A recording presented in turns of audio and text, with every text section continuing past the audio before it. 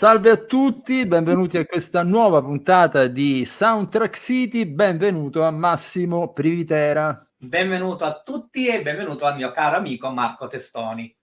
Dunque, allora, oggi, come scherzosamente quando ci siamo sentiti con l'ospite di cui stiamo parlando, l'abbiamo solo paranominato il feroce Saladino, cioè per quale motivo? Perché era uno dei, diciamo, dei grandi di questo momento della scena musicale italiana che ci mancava ancora, cioè, e l'abbiamo anche detto, siamo arrivati alla 200, quasi alla 300ª puntata e ancora lui ci mancava, ma finalmente abbiamo con noi il feroce Saladino, che altro non è che Alessandro Molinari.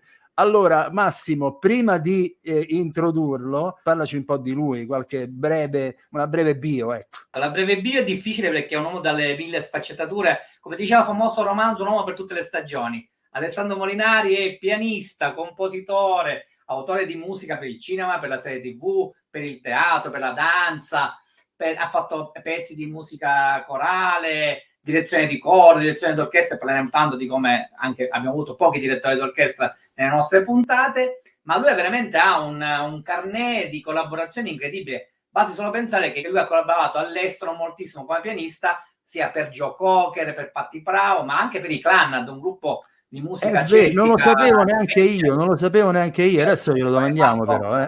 Colpito di questa cosa e glielo chiederemo, è stato arrangiatore e ha diretto colonne sonore non solo per molti suoi colleghi italiani, ma anche per grandi interpreti e compositori stranieri, tra cui Jan Pavel Kaczmarek, l'autore anche lui candidato all'Oscar a suo tempo per Neverland, ma che fece Pinocchio.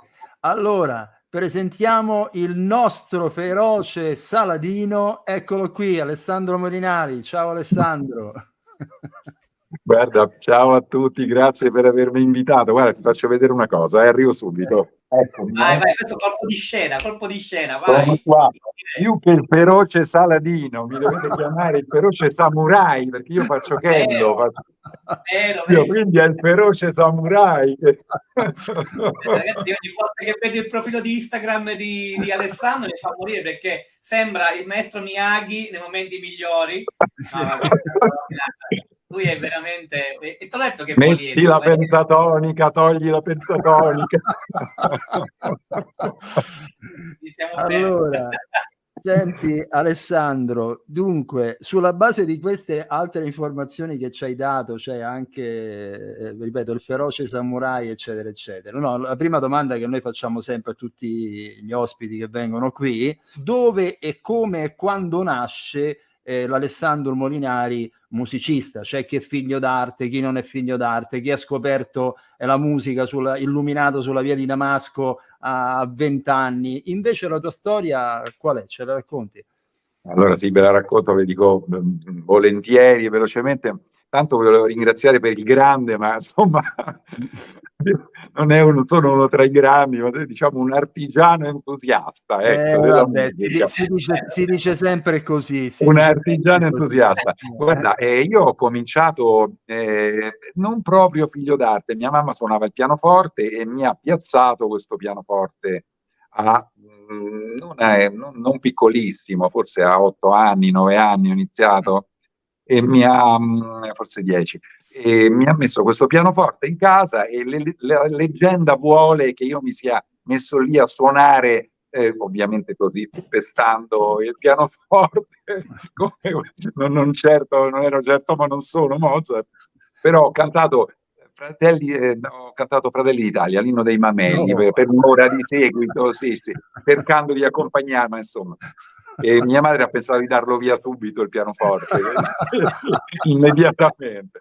In realtà i miei lavoravano in Rai e mio zio è Vito Molinari, il famoso regista, che adesso insomma va in tutte le trasmissioni. Pochi giorni fa era da Geppi Cucciari a Splendida Cornice, ma se si apre Rai 5 ci sono sempre interviste a lui, è rimasto uno dei grandi. Lui adesso gli hanno messo una targa e l'hanno celebrato anche a Striscia la Notizia, al telegiornale, perché ha fatto 2000 trasmissioni come regista e come autore della Rai, però ha fatto la regia della prima trasmissione della televisione italiana. Ma veramente?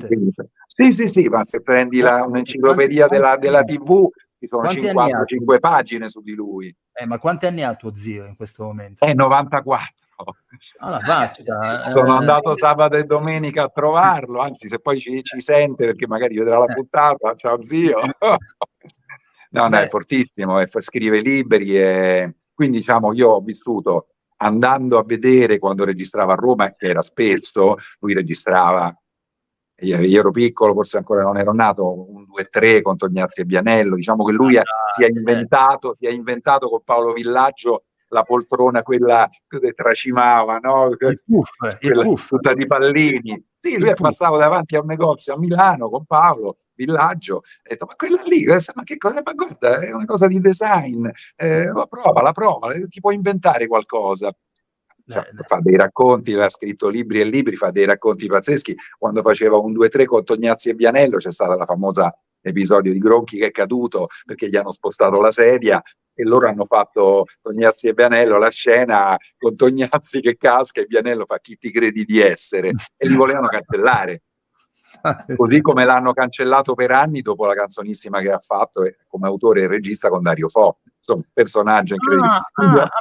Quindi un pezzo di storia vero, cioè. No, lui veramente è un grande, lui è veramente un grande proprio. E quindi io andavo a vedere, i miei mi accompagnavano anche da piccolo, queste cose, queste trasmissioni che facevo, questi varietà, le ballerine, l'orchestra, Delia Scala, mi viene che ridere faceva Lando Buzzanca, cose molto belle, le operette, Nonno Nanette, ha fatto Gilberto Govi, lui ha registrato 300 di 500 che ne hanno fatti in tutto in Italia di Cinebox, che erano i primi video, faceva La Gatta, insomma, quindi diciamo qualcosa è arrivato. E poi lavorava in Rai. Peraltro in un periodo storico dove i varietà erano veramente poi anche una fucina di artisti, ma veri. Pazzesco, ma solo per dire, i suoi autori erano Achille Campanile, Marcello Marchesi, Metz, Tarabusi, Garinei e Giovannini, Dario Fo, cioè lui lavorava con Fiorenzo Carpi, Gorni Kramer, monumenti proprio. Monumenti. E quindi con questo pianoforte ho cominciato a suonare il pianoforte. In realtà l'ho un po' studiato, ho fatto lezione con Andrea Darrasso, una pianista clavicembalista brava, e poi ho cominciato un po' a studiare composizione, però poi a un certo punto perché io mi sono anche laureato in legge nel frattempo, dovevo fare il notaio, invece poi ho cominciato con lo studio della musica, ho preso dei diplomi al conservatorio, ho studiato direzione d'orchestra, pianoforte, composizione, musica corale, direzione di coro, e quindi ho fatto un percorso anche accademico. E da lì sei partita. Lo sai che noi abbiamo una collega in qualche modo che tu conosci, Silvia Nair Viscardini, che lei, anche lei, doveva fare il notaio, ha fatto è uguale a te praticamente, è stravagante questa cosa che da un notaio può nascere un musicista, questa che aspetta, nel caso suo, dal notaio un musicista che poi diventa anche un samurai, quindi guarda, c'è una liaison giurisprudenza musica, perché ce ne sono tanti, anche qualche medico. Un altro è Remo Anzovino. Ieri Remo Anzovino, ti ricordi che lui addirittura è avvocato penalista, se non vado errato. Vedi. Anche la Rossella Spinosa, che abbiamo intervistato, che è la compositrice di tante opere, ma musiche per il cinema muto rimusicato, che lei nasce come avvocato, quindi ma tutti da là vengono. Paolo Conte è un avvocato importante. Allora, caro Alessandro, a me faceva piacere comunque un po' sondare le cose che abbiamo detto nell'introduzione sulla tua carriera, sulla tua filmografia, che hai fatto tantissimo veramente tra serie TV, cinema, però quella cosa che ti chiedo, perché a me piacciono molto i Clannad, quindi volevo un attimino sondare questo tuo rapporto pianistico in quel caso lì con i Clannad, ma tra l'altro anche con Joe Cocker, vogliamo dire, cioè due grandi titani della musica. Quindi raccontaci questo e poi passiamo a un'altra cosa che è anche sempre quella molto particolare nella tua carriera. Che mai ricordato i clan del Joe Cocker, ma intanto è episodica, non è stata una cosa continuativa e non ho registrato. Hanno fatto dei concerti in Italia e la casa discografica mi ha chiamato per suonare il pianoforte. Tra l'altro mi ricordo una bella figuraccia che ho fatto perché i clan sono soprattutto un clan di donne molto importante, no? Da cui poi c'è estrapolata anche Enya. Insomma, c'è proprio la capa delle clan, che è una personalità notevole. E l'unico maschio è quello che ha scritto quel pezzo bellissimo che hanno cantato con Bono, che è In a Lifetime. E io parlando, c'è un pezzo che io adoro, mi piace molto.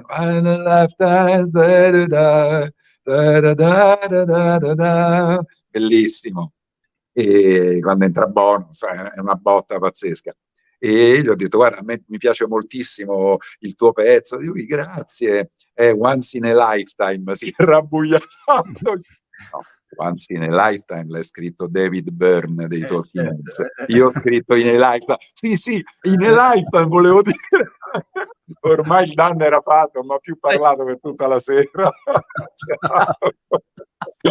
No, è stato divertente. Hanno fatto dei concerti e quindi io gli serviva un tastierista e l'ho accompagnati a Firenze, 3-4 concerti in Italia, quindi è stata insomma una cosa episodica, molto divertente. Li ammiravo entrambi, sia lui che gli altri. Senti, invece tu hai fatto ultimamente un lavoro molto particolare di cui si parla anche poco, perché ci sono delle produzioni podcast che hanno ovviamente musica e sound design originali, e nel caso tuo tra l'altro ne hai fatti la bellezza di, credo, 8, se non erro, una decina, una decina, ecco, no, 10 prodotti dalla Key-Red, che sono prima esorditi su Amazon Music, ma ora si trovano su tutte le piattaforme streaming, quindi che ben conosciamo, ma sono 8 podcast importanti, perché tra l'altro raccontano varie spezzoni di vita politica, sociale, culturale, sia del passato che del presente, con anche alcuni personaggi illustri attoriali come Edoardo Leo e come anche altri. Ora, raccontaci un pochino, perché sono veramente tanti, ma a me quelli che incuriosiscono li voglio citare tutti, che sono Ludwig. È una storia degli eredi del nazismo degli anni 70-80 nel nord Italia, con collegamenti anche all'estero. In particolare è uno studio più documentaristico, sì, è interessante. Poi c'era Refuge LGBT. Refuge è presentato da Chiara Francini ed è la storia di persone LGBT che si rivolgono a questo aiuto online perché se si trovano in situazioni problematiche, e ce ne sono, insomma. Poi c'è Fonte Cupa, che è quello di Massimiliano Griner, che è molto la storia di Serena Mollicone, un'inchiesta fatta molto bene, che sta andando molto bene come podcast, assolutamente. Bravissimo Massimiliano Griner. Poi c'era quello che ci dicevi che ha avuto più successo di tutti, che è Picciotti di Ciro Abbate. Lirio Abbate, che è stato il direttore dell'Espresso, insomma adesso lavora con Repubblica, è un giornalista che si occupa di mafia da tanti anni, veramente esperto. Sì, è il podcast che per ora sta andando meglio, tant'è che ne abbiamo fatte 2 serie. Abbiamo fatto Picciotti 1 e Picciotti 2, da 10 puntate l'uno, da 30-40 minuti l'uno, insomma, quindi... Un'ora di musica non considerevole che hai scritto anche, tra l'altro. Sì, ma è stato interessante. Intanto volevo dire che tutti questi progetti sono coordinati e scritti da Antonella Ferrera, con alcuni, in qualche caso con alcune collaborazioni. Questi podcast che sono prodotti da Key-Red, come dicevi, è interessante perché ti lascia una libertà enorme. Chiaramente poi il regista ti può dire: guarda, qua preferisco un mood diverso, però praticamente c'è musica per molta parte del podcast, quindi è stato veramente un lavorone. In realtà la Key-Red ha fatto questi podcast, ha prodotto questi podcast perché vorrebbe trovare idee per poi eventualmente fare serie TV, film. I podcast sul true crime in Italia sono quelli che vanno di più. Sì, e quindi Lirio Abbate e Fonte Cupa sono quelli che sono andati meglio. Sì, poi c'era anche Bad Girls, Donne da carcere, presentato da Isabella Ferrari. Poi Isabella Ferrari, un bellissimo Le regole del venerabile, che chi può andarla a sentire, è la storia di Licio Gelli, è una storia pazzesca, dal vendere materassi nel dopoguerra Licio Gelli è un personaggio pazzesco, riesce a galleggiare, è diventato uno degli uomini più importanti d'Italia, ed è molto interessante. Francesco Montanari ha fatto un lavoro incredibile, Le regole del venerabile. Poi c'è Giacinto con Edoardo Leo, che è la storia di Pannella, e anche quello è uno scorcio, non è uno scorcio, è una storia d'Italia. Naturalmente ha fatto battaglie sociali importantissime, adesso ci siamo un po' più abituati, ma all'epoca Pannella era un precursore, assolutamente un antesignano per quanto riguarda le battaglie sociali. Sappiamo, ci ricordiamo, almeno anche all'età mia si ricorda dello Spinelli. Io sono andato una volta, ho fatto sega a scuola al Mamiani, e a 16-17 anni sono andato davanti al carcere, perché lui era già davanti al carcere e si fumava lo spinello, perché poi lo mettevano in galera. È uno che rischiava di persona, un personaggio molto interessante.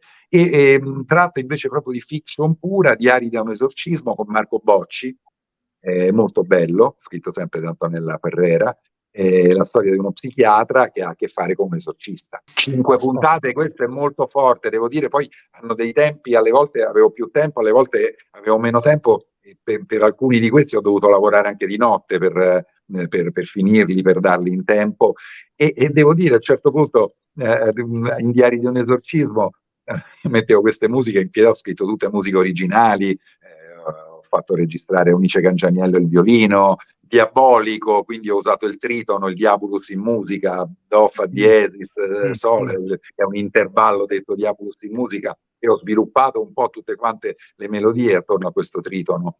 E a un certo punto, parlando, l'esorcista diceva no, perché le 3 di notte è l'ora del demonio. Io ho visto le ore, erano le 2:47, ho detto vabbè, questa sera vado a dormire, va, continuiamo domani. Infatti, metti caso che... Volevo fare una domanda, Alessandro, proprio invece un po' più tecnica, proprio sul lavoro del compositore in ambito podcast. Stiamo parlando sempre di musica applicata, però in questo caso non abbiamo le immagini, che in certo senso può essere uno stimolo in più, ma anche invece uno stimolo in meno, a seconda dei casi di come lo vedi. Ecco, siccome vedo un incrementare forte della produzione di podcast, e mi chiedo se questo può essere poi anche uno sbocco professionale per molti musicisti che seguono questo tipo di produzione. Tu che invece vieni ovviamente dalla musica per immagini, come ti trovi con questo linguaggio? Quali trovi le differenze, se ci sono differenze di approccio nel commento musicale a un podcast piuttosto che a un film o una fiction? Guarda, chiaramente ci sono delle differenze, io però lo affronto esattamente nello stesso modo. Come leggo una sceneggiatura, leggo il podcast, mi vengono delle idee, le metto in pratica e tratto alla fine il podcast come se fosse un film. Quindi tra l'altro io ho fatto il sound design, quindi ho assemblato io il podcast, decidendo dove mettere la musica e in che punto, missando. Però ad esempio mi chiedo, nell'ambito di un film, di una serie televisiva, ci sono delle sequenze che sono solo immagini, dove la musica sta in primo piano senza i dialoghi in qualche modo sopra. Nel caso del podcast esistono anche questi momenti musicali puri? Bene, giusto, è una domanda giusta. Sì, perché ci sono alcuni di questi podcast, in particolare Diari da un esorcismo, Le regole del venerabile, Picciotti, che hanno proprio delle scene di fiction, e quindi descrive, arriva il mafioso all'aeroporto, c'era Matteo Bendinelli che ci ha fatto tutti gli effetti sonori, quindi rumori, macchine, aerei che atterrano, apertura musicale, 15-20 secondi, ma come la scena della follia nel manicomio di Diario di un esorcismo. Diari da un esorcismo, a un certo punto c'è proprio questa scena proprio con letti che volano, cose, e lì ci sono tutti i rumori, cose, c'è musica, e devo dire la verità, io l'ho trattata come un film, ma spero che l'effetto sia quello per chi lo sente, perché è veramente come vedere un film. Ma è un po' come quella sensazione che ti davano gli storici radiodrammi, quelli dove c'era anche Orson Welles, dove c'era un po' di grandi artisti, attori, scrittori che poi giocavano tutto sull'effetto anche sonoro. Io in realtà vengo da quello, cioè ne ho fatti tanti di questi per la Rai, per Radio Rai, di questi, e con qualcuno abbiamo anche vinto il Premio Italia, mi ricordo il castello di Eimerick, gli Evangelisti, cioè erano podcast veramente fatti bene. Là mi ricordo, presi un coro di amici, a me piace molto lavorare col coro, quindi appena posso lo metto. Il mio sogno nel cassetto è riuscire a trovare un film adatto in cui posso fare le musiche solamente col coro. Cerca di frequentare Paolo Sorrentino e forse sarai assecondato. Lo utilizza, insomma. Sì. Beh, lì c'è una storia, ma un giorno chiamerete Goffredo Gibellini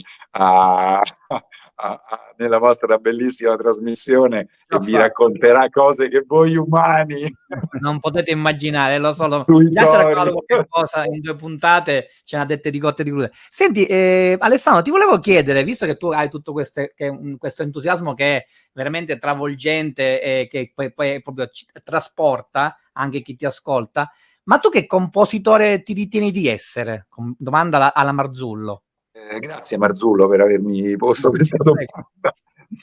Non ci ho mai pensato, sono un compositore entusiasta, direi, e poi mi dicono che nelle mie musiche si riconosce uno stampo, non dico un'originalità, una cifra, esatto, una cifra, sì. Io ho frequentato molto la televisione per quanto riguarda le tensioni, le scene d'azione, ho fatto Rex 11-12 anni, sì, Commissario Rex anche, certo, lì era tutta azione, tensioni, ma anche Lucarelli, Blu Notte, ho fatto 12 anni di Blu Notte, abbiamo iniziato con Mistero in Blu, addirittura Mistero in Blu, sì, abbiamo fatto una stagione di Mistero in Blu, poi c'è stato Blu Notte per tanti anni, poi c'è stato Misteri Italiani, tutte trasmissioni di Carlo Lucarelli molto belle, molto interessanti, e in cui io appunto, ma poi ho fatto anche fiction televisive, film, ho fatto un paio di film americani, uno quasi horror, uno molto di tensione. È un genere che mi piace e che mi è capitato, mi hanno chiamato anche molto a farlo, mi ha fatto piacere. Diciamo, i film di genere li amo molto, tante canzoni. Mario Biondi a un certo punto mi ricordo feci un provino proprio perché eravamo tanti musicisti per fare il provino di Rex e io avevo appena scoperto Mario Biondi, questa voce pazzesca a Sanremo, lui aveva fatto un duetto con una cantante e io ho sentito questa voce, era Barry White, sono rimasto proprio folgorato. Sono andato a sentire un concerto a Biasiago, proprio dentro la Rai, e sono andato a parlargli. Io ho detto: ciao Mario, sono Alessandro, sono un compositore, io sto facendo dei provini per le nuove serie del Commissario Rex che arriveranno adesso prodotte in Italia, perché l'hanno poi portato appunto dalla Germania. Io ho scritto anche una canzone, ti andrebbe di cantarla, gliel'ho mandata, ho detto: ma certo, mandamela. Tra l'altro mi ha detto: che coincidenza, io ho cominciato la mia carriera cantando in una pubblicità di cibo per cani. Questa cosa secondo me l'ho beccato, sì, ciao Mario, l'ho beccato proprio al volo perché poi è diventato irraggiungibile. Ho fatto una serie per Canale 5 anni fa, ho cercato di coinvolgerlo, ma era preso a concerti, 1000 cose, insomma era difficile. So che hai fatto una serie ultimamente col mio compagno qui accanto, che magari te ne vuole chiedere qualcosa. Come no? Sa tutto, sa più di me. Allora, aspetta, però prima di chiedere quello, perché è una domanda facile per me quella fargliela, invece vi faccio una domanda che ho pensato a lui, ho pensato a Emanuele Bossi quando mi è capitato di vedere il film Maestro, no? Sulla vita di Leonard Bernstein. E a un certo punto c'è un'intervista, lo ricordo a chi non l'ha visto, gli chiedono il suo rapporto tra questo suo essere da una parte direttore d'orchestra e dall'altra parte compositore. E lui risponde a una cosa molto bella, lui dice: sono 2 lavori molto diversi, perché il primo lavoro è un lavoro molto cioè direttore d'orchestra è un lavoro molto di relazione con gli altri, mentre il lavoro del compositore stai dentro una stanzetta a scrivere la tua musica e quindi dice credo che per unire le 2 cose mi è rimasto proprio impresso il termine, bisogna essere un po' schizofrenici. Ecco, allora la domanda, Alessandro, che ti faccio, ecco, siccome tu e questo mi dispiace dirlo, noi abbiamo una grande... Sono schizofrenico? No. Noi abbiamo una grande scuola di direttori d'orchestra per cinema, cito Savina, cito Plenizio, ecco, quindi è questa diciamo generazione continua, che lui si può dire anche di essere il modesto artigiano, però qui abbiamo Alessandro che è uno dei direttori insomma più accreditati nell'ambito proprio delle musiche per cinema. Ora però ti chiedo, la domanda è: come convivono in te queste due facce, da una parte la composizione, dall'altra parte la direzione? Fanno a cazzotti o vivono serenamente? No, convivono entusiasticamente, come in genere tutta la mia vita, anche le arti marziali. Adesso è caduta la spada, forse avete sentito il rumore, ha fatto smong. No, entusiasticamente. Diciamo una cosa, un'attività è complementare dell'altra per quanto mi riguarda, perché comunque uno può studiare, io ho studiato orchestrazione, Rimsky-Korsakov, l'Adler, ovviamente abbiamo tutti i trattati di orchestrazione, però trovarsi lì una volta alla settimana, 2 o 3 volte al mese, di fronte per tutta una giornata intera, di fronte a un'orchestra, e vedere proprio la partitura e sentire come suona, poi ti aiuta molto anche come compositore. Certo. Quindi è comunque interessante. Sì, in realtà sono tanti anni che dirigo tante colonne sonore di colleghi che mi onorano della loro fiducia. Quindi da Guerra a Braga abbiamo fatto con Caputo, Pasquale Catalano, Giuliano Taviani, Francesco Cerasi, ma tanti, adesso non... Stefano Reali, certo. E qui si arriva al gancio. E qui si arriva. Allora, digliela sta domanda, va, digliela, va. Bravo conduttore, come diceva Renzo Arbore. Esatto. Bravo presentatore. Allora, Stefano Reali, che è peraltro il regista con cui io ho lavorato anche sulla prima serie di Storia di una famiglia per bene, e Alessandro invece è il compositore della prima serie, era Anton Giulio Frulio, della seconda serie è Alessandro Molinari. E come posso dire, ogni volta che mi trovo a lavorare con Stefano Reali, che ricordo essere anche lui un compositore, cioè uno dei pochi registi che è anche compositore, quindi ma compositore non aiutatemi a dire che conosce la materia un pochino, ma insomma diciamo è un compositore vero. È un compositore vero, non è il melodista e punto. Cioè non hai il classico regista che di musica ne sa poco, no, qui hai una figura di riferimento piuttosto importante. Allora Alessandro se l'è cavata non egregiamente di più, ma questo è evidente, però ecco, come ci si rapporta a un regista compositore? È più semplice o addirittura può nascondere delle insidie? No, assolutamente. No. Parliamo lo stesso linguaggio. Allora, innanzitutto due cose premetto. In questa seconda serie ci sono comunque dei temi della prima serie bellissimi di Anton Giulio Frulio, che ho anche riorchestrato. Sai, Stefano Reali è un regista, ha lavorato con Morricone, stiamo parlando del top, della gamma, della categoria, ed è un musicista con cui posso parlare, dire, e lui mi dice no, guarda, qua metti il secondo rivolto, usa la quarta e sesta, no, quell'altra me la puoi modulare. No, parliamo lo stesso linguaggio, quindi ti dico, il rapporto idilliaco, mi sono trovato benissimo. Questa è la stessa domanda che feci, anche se trasposta, a Nello Salsa, trombettista di Morricone. Chiesi com'era lavorare con Morricone, che lo strumento che suonava è la tromba, e poi alla fine effettivamente tutti quanti concordano nel dire che non è un limite, anzi è un vantaggio avere il compositore dall'altra parte o il regista in questo caso che parla la stessa lingua tua. Quindi Morricone era un mostro in tutto, nell'orchestrazione, ma in particolare essendo trombettista, venendo dalla tromba, Annello veramente gli dice no, usa quell'altra sordina, qua voglio il suono più puro. Cioè, stiamo parlando proprio dell'esperto, il vero esperto. Ma è così, ma tra l'altro Morricone, intanto Stefano Reali è musicista veramente a tutto tondo, ed è associato alla CMF, l'associazione di cui faccio parte anch'io, l'Associazione Compositori di Musica per Film, e avevamo e abbiamo tuttora, perché è rimasto e così rimarrà come presidente onorario il maestro Morricone.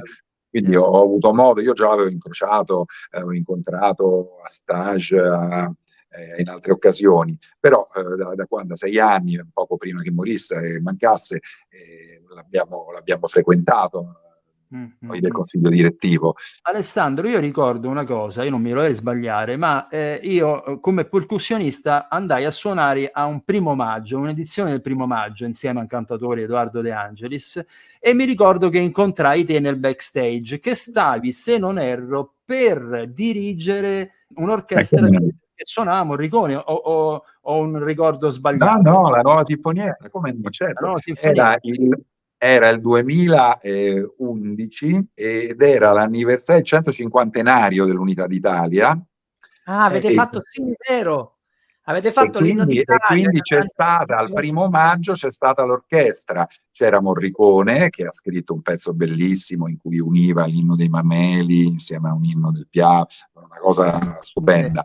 E l'orchestra era lì. A quel punto hanno chiesto ai cantanti che partecipavano a quel 1° maggio di scrivere anche qualche pezzo per orchestra. Qualcuno non l'ha fatto, qualcuno l'ha fatto, e mi hanno chiamato per dirigere, e quindi ho diretto delle cose divertentissime.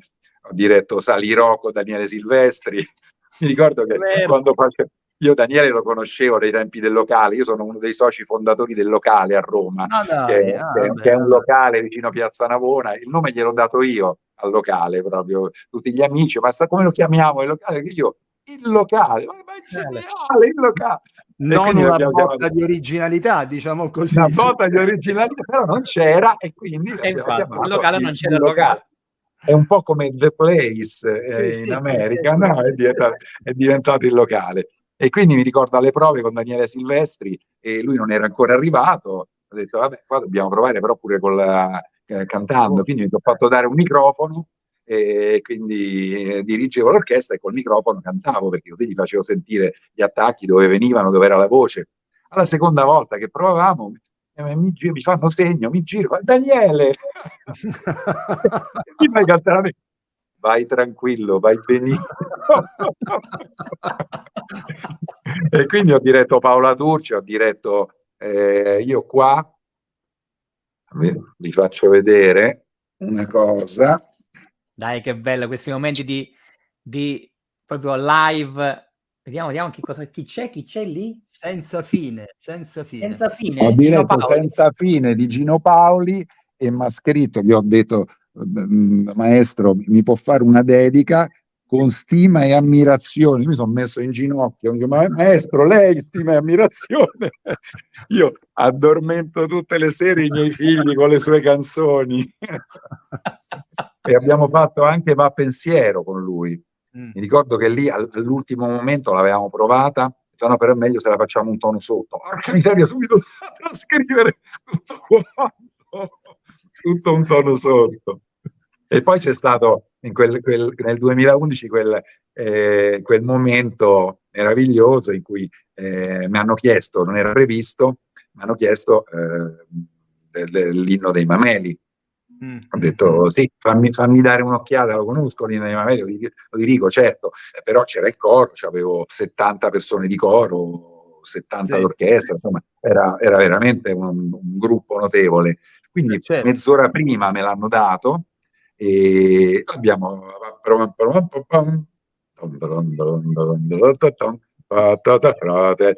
sento dietro sta botta, e a quel punto e quando mi ricapita mi sono girato come al concerto di Vienna, ho cominciato a dirigere il pubblico e mi sono visto tutti gli artisti schierati sul palco a cantare l'Inno dei Mameli, da Caparezza a Paoli e a Morricone.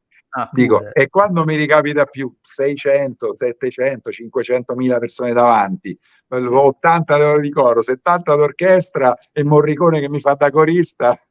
E poi il pubblico, attenzione, però io mi ricordo di quel 1° maggio, quando sono andato sul palco, che c'era uno strano sipario, e mi sono trovato da romano tutto San Giovanni fino a San Gerusalemme, c'è una folla umana, e lì o suoni pensando di stare in un locale, o se no sei fregato perché rimani proprio ipnotizzato.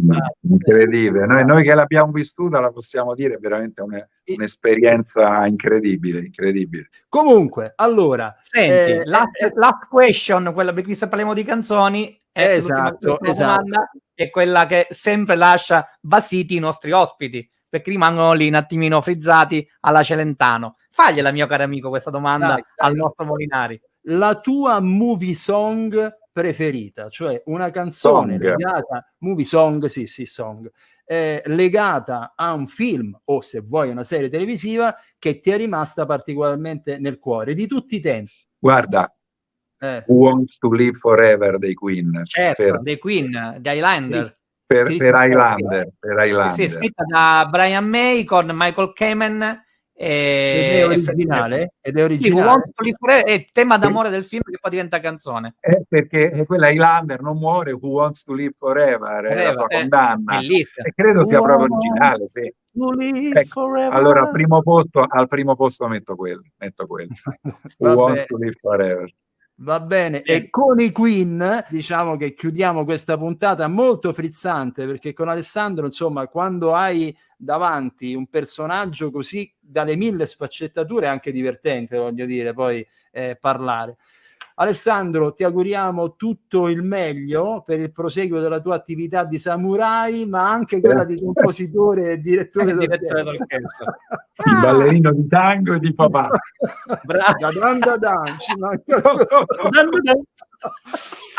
Ciao Alessandro. Ciao Vale, grazie.